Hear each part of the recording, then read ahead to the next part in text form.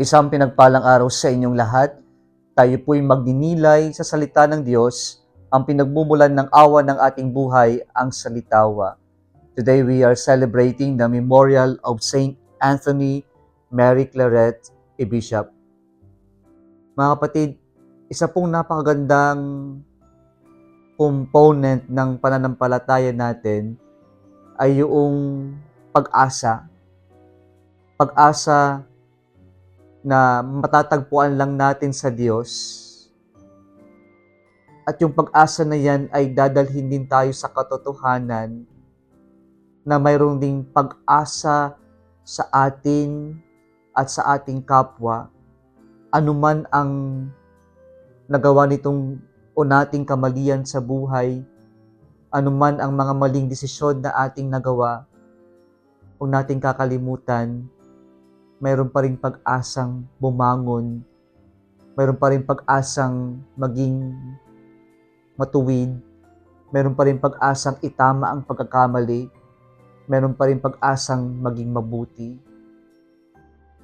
Ito yung pinapahayag ng ating mga pagbasa sa araw na ito, na ang Diyos hindi kailanman nagduda sa kakayanan natin. Ipinapahayag ng ating pananampalataya na ang Diyos ang unang nagtiwala at umasa sa atin. Nawa ito rin yung ating panghawakan at huwag nating kakaligtaan ang umasa na mayroon pa rin pag-asa sa kabila ng mga hindi nating magandang karanasan. Mayroon pa rin pag-asa sa kabila ng tila madilim at wala ng pagbabago na mangyayari sa buhay natin at sa ating kapwa-tao. Mayroon pa rin pag-asa. Sa ating unang pagbasa ngayon, pinapahayag ni San Pablo sa kanyang sulat sa mga taga-Roma, yung kanyang inner struggle na pinagsisigawan niyang gusto kong maging mabait, gusto kong gumawa ng mabuti pero di ko magawa. Kaya po sa kanyang inner struggle na nagsusumikap maging mabuti o magpakabuti, natagpuan niya yung pag-asa sa ating Panginoong Jesucristo na ang pagpapakabuti at pagbabago ay magiging posible lamang sapagkat mayroong Diyos na umaasa sa atin, mayroong grasya ang Diyos na siyang tutulong sa atin upang sa ganun maisakatuparan natin ang tunay na pagbabago upang maisakatuparan natin yung kagustuhan nating maging mabuti. Sa ating ebanghelyo ngayon, may dalawang parte po. Una sa lahat, unang parte ay tungkol po sa interpretation ng signs of the time.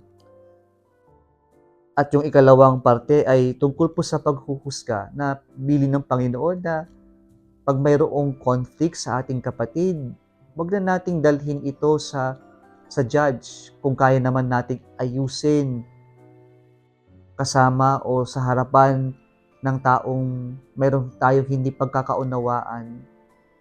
Isa itong pagpapaalala mga kapatid na